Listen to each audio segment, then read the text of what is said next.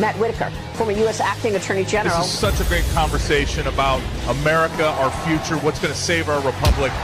We have a great football player.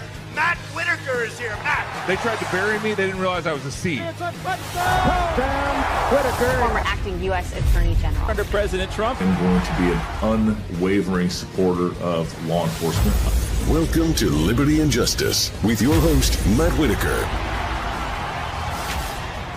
Today's episode is sponsored by Save Missouri Values PAC. Welcome to Liberty and Justice. I'm your host, Matt Whitaker. Remember, every Friday, 7 p.m., we premiere on CPAC Now, and you can catch everything we're doing at Whitaker.tv or any place that good podcasts are distributed. Sign up for our newsletter at Whitaker.tv, too. My guest today is a good friend and just a warrior fighting back the Biden administration. It is Louisiana Attorney General Jeff Landry. Jeff, how are you doing, my friend?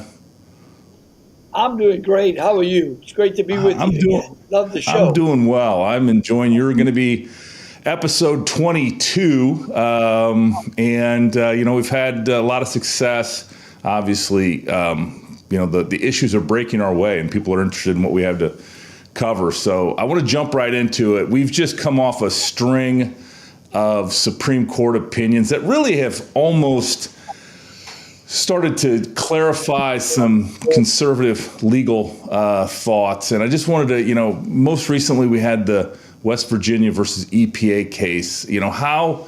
I know that you filed an amicus brief. At least your friend, Mr. Morrissey and Mr. Wrigley, were the main drivers of that in North Dakota and West Virginia. But tell me a little bit about how that's going to affect Louisiana power plants and just generally the relationship between the states and the federal government. Yeah, look, this is a case that's been going on for quite some time. And of course, a big shout out goes to Patrick Morrissey, the Attorney General in West Virginia, for staying on this case. It's an important case for a lot of different reasons. Basically, it was probably one of the first major questions, doctrine cases that the Supreme Court answered in a long time. And for those of you who are saying, what's a major questions doctrine case? Well, basically, that's what it is. It's who is the best person to answer this question, the question before the court in relation to that doctrine. And so what the court said is that, look, when it comes to the regulation of greenhouse gases, Congress has really been silent. And that is a major question that needs to be answered. And the branch that's best suited to answer that question is Congress, not EPA or not any of the other agencies. Because up until today, basically we had all of these different agencies out there trying to regulate greenhouse gases and climate change in a hodgepodge way, some with very little statutory authority like EPA, and some with none. Like I'll give you President Biden's executive order on the social cost of carbon, no statutory foundation whatsoever. So big case, especially when you think about where we are, Matt. Think about it. Gas prices, think about where gas prices are, natural gas prices, electric bills, all of those things, the inflationary prices inside of those costs are built into a lot of government over-regulation. So it's a great case. Yeah, it is a great case. And I know that you paid very close attention, not only to this case, which, to your point, gets into the major questions doctrine, major issues doctrine. It's called a lot of things. But this was previewed, and I've talked about this. This was previewed in the OSHA case when they tried to do a vaccine mandate across all employers. And Justice Gorsuch wrote a concurrence that said, this is an issue. Congress has not delegated this authority. And, this case, I think everyone expected that it would finally address this issue and put the administrative state back in its box, that if Congress hasn't specifically delegated the power to one of these ABC type administrative bureaucratic overlords, that, they couldn't regulate it. So I think this is a huge win just for federalism at the end of the day, and trying to get this federal government back, to its constitutional and legal structure, isn't it? Oh, they definitely did. I mean, today's ruling put EPA back into basically a Chevy vote. no pun intended. I mean, it really restricted the ability of EPA to further wreak havoc on the American economy and those who create energy at an affordable rate for Americans out there. So again, this is going to have long-lasting impacts. This debate can rage on in the halls of Congress. That's where it belongs. If nothing is done, well, that's what happens sometimes in Congress, and maybe it's good for the American people when Congress actually does nothing. It is, but it's also good when the people feel like they have some power over their representatives. These administrative bureaucrats that are not elected and sort of dramatically impact Americans' lives. I think people feel powerless, but when they know that their member of Congress is responsible and is accountable for these policies, then I think that's a much better setup. And in this case, the people have not voted to regulate carbon in this kind of manner, or to, sort of dramatically change what a power plant can burn or offset or otherwise this, convoluted structure they had invented. I've been very frustrated, with both the Obama administration and this Biden administration and how they have overstepped their authority. And, thank God for the Supreme Court being willing to put this back and put it back into people's hands ultimately through their representatives. Look, there's no doubt that over the last, some would argue maybe 50 years, the Supreme Court has, through, real bad rulings, expand the reach of the executive department. When the responsibility to govern the policy making body in our country, at least at the federal level, is supposed to be Congress, not the executive. And so what you saw in a string of rulings this year was basically the Supreme Court basically constricting that view, bringing us more back in line with, as you said, the ideology of federalism, and that states are sovereign and they have certain rights to be able to govern their citizens without a one size fits all approach, which is kind of what the court has kind of expanded over the last 50 years. It's going to be interesting. I really like it. It's exciting to see these new justices that are on the court flexing their muscle and their, belief that, the Constitution is the overarching document.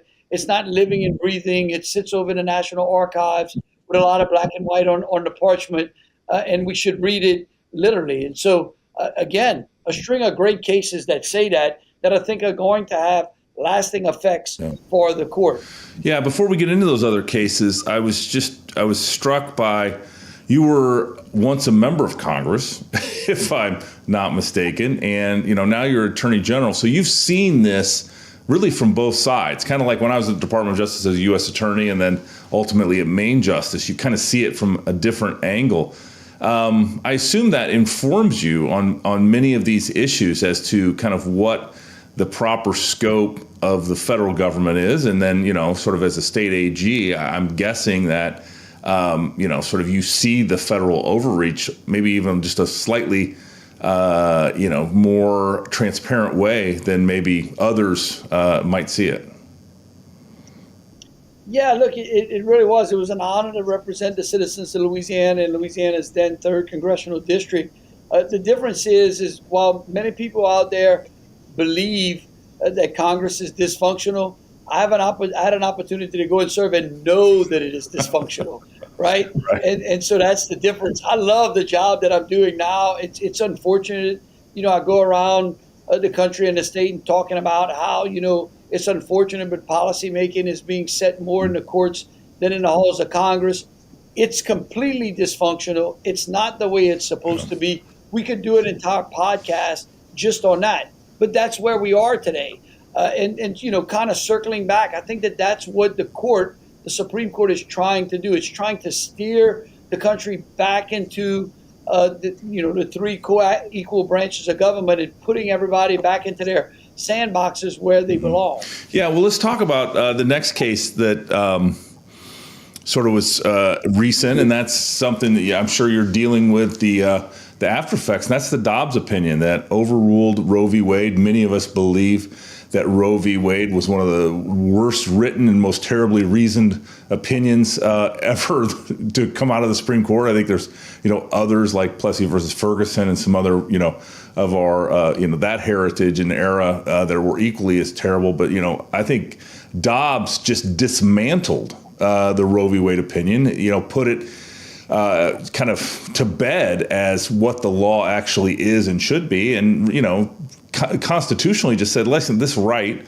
is not in the Constitution. Therefore, it's reserved to the states and the people. Now, as someone in the states that's dealing with this, how has that reservation of power affected your citizens and your state of Louisiana? Well, I certainly received that news with quite joy. Again, I tell people that not only was it a great decision because, again, almost 50 years ago, the court got it wrong. And then on Friday, they actually got it right. I think that the Dobbs decision will have a much far reach than simply the issue of abortion, right? Which was important in and of itself, which created a lot of divisiveness around the country. What amazes me is all the fits and anger that I'm watching when I turn on the news of people in California, New York, just like losing their mind when, quite frankly, nothing's changed in those states, right? Everything has been protected. Everything continues to go on. That's how it's supposed to work in America. If you don't like the way that your state is being governed, if you don't like the policies that are being put forth, then you get the ability to move to another state that maybe those people share more of your values. And then those states get to compete on a scale of economics, right? That's why we're supposed to have the debate in the marketplace of ideas rather than in the street. And so, again, I think it's a great decision. It's the right decision. And I'm glad to see it was a 6-3 decision. Yeah, I was surprised that Roberts was willing to concur in the judgment. He, as many have commented, he offered a third way that no one agreed with him on, which I was kind of surprised. I figured, and I know since you're practiced in front of the Supreme Court, you don't like sort of speculating about what justices are thinking or doing, so that you can leave that to me. But I really thought Kavanaugh might try to help Chief Justice Roberts out with his concurrence. But there was just, I think that group of 5 that wrote the majority opinion, and then to your point, the 6 that concurred in the judgment, I think ultimately, knew that this was so important and that they had, in order to start the hard work of putting, as I said, constitutional jurisprudence closer to the Constitution, they knew that they had to, sort of do this with sound reasoning and, sort of just a great opinion. And I'm sure that you're going to be, unfortunately, litigating some of these cases about, because you guys, my understanding, had a trigger law that made abortion illegal in the state of Louisiana. And, they found a judge that would, issue an injunction. But I know you're going to continue to litigate that until, sort of this Dobbs opinion is fully complied with in Louisiana. Yes, the interesting thing about this alleged injunction in Louisiana is it only enjoins me and the Secretary of LDH. It doesn't enjoin the statute. We put out a pretty strong letter to the Louisiana Medical Society on yesterday explaining to them exactly what we believe the rules and the statutes are, because the judge did not address the statute, only tried to enjoin the action. We feel confident that we'll dispose of this in due time, efficiently and effectively, as quickly as we possibly can. I think going back to the overall court analysis, look, I got no problem walking through what I think these justices are doing. Roberts continues to be someone who seems to try to, balance the court in a more political way rather than a legal way. And I think that's problematic. I've been very critical of the management of that, because it is what it is. He's not responsible for the laws that Congress passes. He's only responsible for being able to apply the laws and the facts and to say what they particularly mean. And it's the same. He's not responsible for the way that the founders wrote the Constitution. So we shouldn't be reaching in and finding words that are just not there. I think that's a very interesting approach. It's certainly, look, I subscribe to a more Justice Thomas Scalia approach. I think that Kavanaugh, Gorsuch, and Barrett all kind of subscribe to the same. I think that justices get in trouble when they try to play cute by half or play politics, thinking, well, what we do is going to set the tempo for the nation. That's not true. There is a safety valve. Just call the balls and the strikes. If the people get mad, they get to go elect members of Congress to either undo that, add to those laws, and if we get to a point where we believe the Constitution is defective, there's a means by which we can adjust that as well. But again, what we saw in the Dobbs decision and why I think Kavanaugh and the rest of them finally just put their foot down was that they realized that the court has been in this circling firing squad when it comes to abortion. Each and every time they tried to read into it a little bit more, and the left wanted more and more and more, they just ended up in this terrible circle that they just could not get out of because the ruling at the beginning was wrong. I mean, think about where we've gone from Roe to today to what finally brought Dobbs. I mean, we've got some states out there that want to basically terminate life at birth. Or they want to increase their tourism in their state by offering incentives to come get an abortion. It's kind of disgusting if you really think about. I guess it's in the whole social corporate boardroom policy. I sent a tweet out the other day. It's really ridiculous when you think about, Disney has made nauseating amounts of profits on the backs of children, right? And then to go out and put in a policy that basically creates fewer children rather than more. I mean, it's just, it's so hypocritical. But again, I think that these are issues, not only abortion, but I think that the way the court came to the conclusion in Dobbs has some far-reaching effects on other major policy questions that are going to come before the court. And so it's going to be really exciting to see how that is played out. Yeah, and it only takes, I think, 4 judges to take a case up on cert. And so, you could see a very interesting group of 4 wanting to pull some of these cases up and, put brighter lines on federalism and what is and isn't in the purview of the federal government. Because, our founding fathers, as you were speaking earlier, founding fathers, I think laid out a pretty good roadmap for that the federal government can't solve all of our problems and that the states are the incubators of progress and of innovation and of, quite frankly, how to treat their citizens. And if people don't like the state they live in, then they can go somewhere else. Louisiana, prime example, my home state of Iowa, which has, implemented a lot of these conservative policies to the, advantage of their citizens. They're lowering taxes and still can't affect the weather. Still snows too much, but at the end of the day, I think people can choose where they live and where they want to raise their families. So next case, I know it's a case that is occurring a long way from you, which is that Coach Kennedy case and the prayer. I thought this was a huge victory for religious liberty.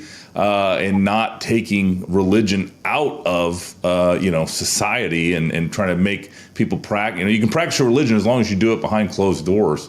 I saw you celebrating on social media. Why don't you talk a little bit about that case and how it affect kind of your personal response to it?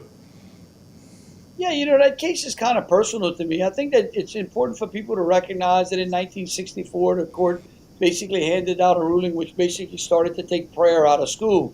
And I can show you a lot of interesting statistics that show like the grade point average, graduation rates, lower ACT scores, higher divorce rates. I mean, higher crime rates, all since that particular time. Because again, there's no grounding. The country was founded on Judeo-Christian principles with a belief. The foundation of this country was religion. It was actually God. Certainly, we put in the First Amendment a freedom of religion, but this is another interesting part where the court has reached in and wrote into the Constitution something which is not there. There's nothing in the First Amendment that says a separation of church and state. Personally, for me, I played football for a very successful high school football coach out here in Louisiana in a public school, and we prayed a lot. We prayed for the safety of players during practice. We prayed after the game. We prayed before the game. And yet, guess what? Nobody complained, and we won.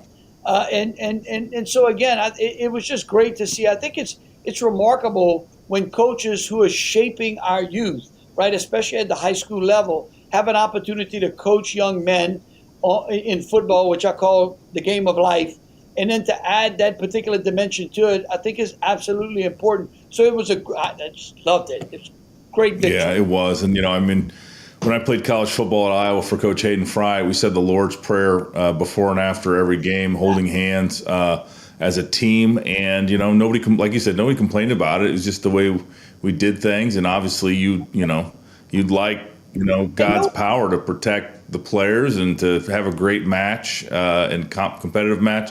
Obviously, your successful football team in high school must have prayed for victory and had God's favor because you've been tough to beat.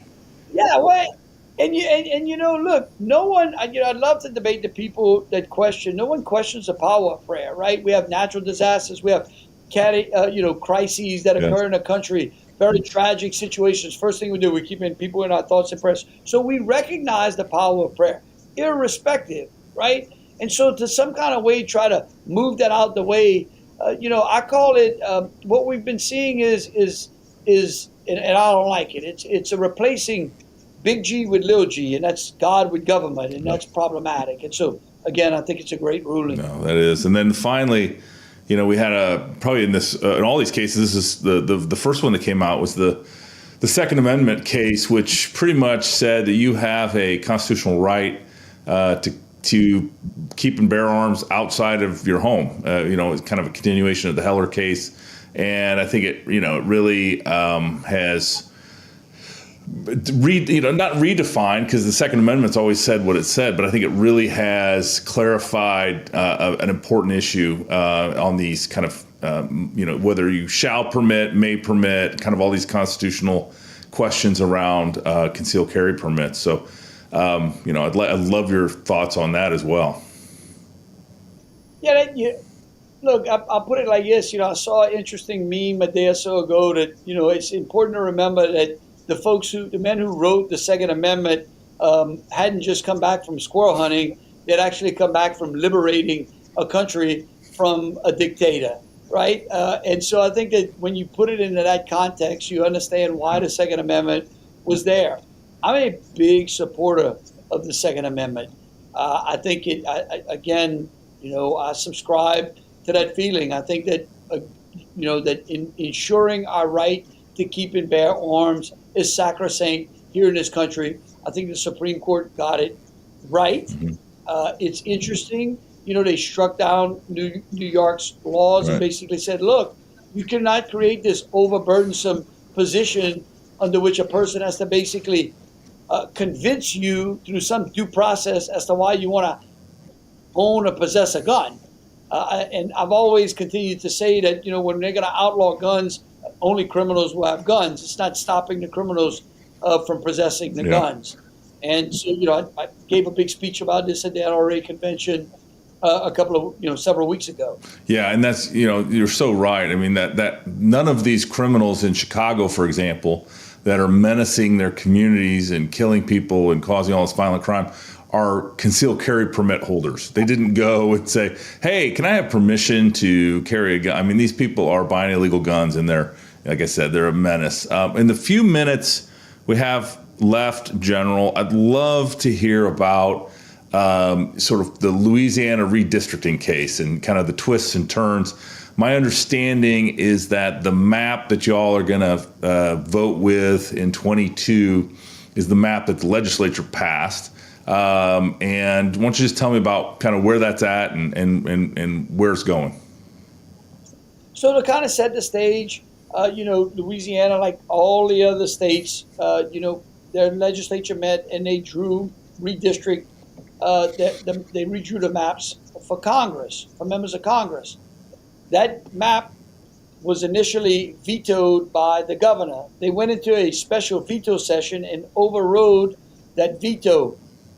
The map was then sued. Then we were sued on the map because the plaintiffs claimed we were required to draw two minority-majority districts instead of the one that had been established back in the 1980s. And so we drew a pretty liberal district, a very liberal district judge in the Middle District in Baton Rouge who wanted to impose her own particular will. We went up to the Fifth Circuit. We had a brief stay. They lifted the stay. The legislature went into special session. They did nothing. That was a circus. We went back to the district court. The Fifth Circuit sent us to a merits panel, which we were supposed to have merits arguments this week coming, in the middle of the holidays. And then finally, Justice Alito and the United States Supreme Court reached down and said, "Okay, we're going to take you out of litigation hell, and we're going to marry you with the Merrill case, which is the Alabama case."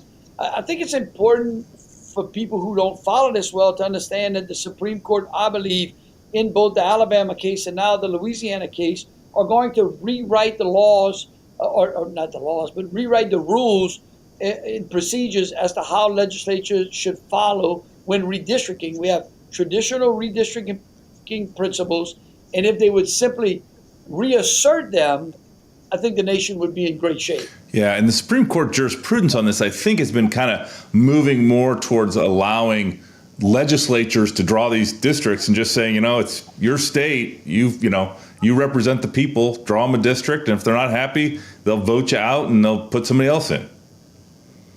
Well, there's supposed to be really two rules, right? Two bright line rules when it comes to redistricting. One, you can't draw districts solely for racial purposes. Mm-hmm. So you can't draw a district simply to satisfy one race over another. Number two, you can draw for politicalness. In other words, politics is perfectly fine. You want to draw a Democrat district, you can draw a Democrat district. You want to draw a Republican one, you can draw a Republican one.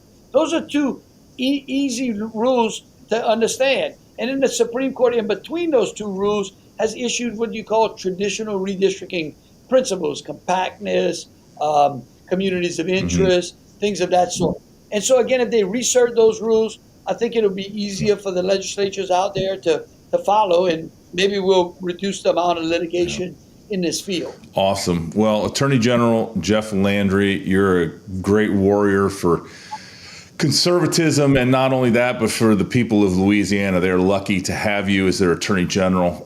If people wanted to learn more about what you're doing in Louisiana, how can they find out? Where's the best place to keep tabs on you? They can go to agjefflandry.com for all the great things that we're doing at the Department of Justice. They can go to jefflandry.com to see what we're doing on the political side. Awesome. Well, thank you for joining us in Liberty and Justice. I'll remind everybody that's watching, you can catch everything I'm doing, premiere 7 p.m. on CPAC now, otherwise Whitaker.tv. Make sure you sign up for our newsletter. Thanks, Jeff.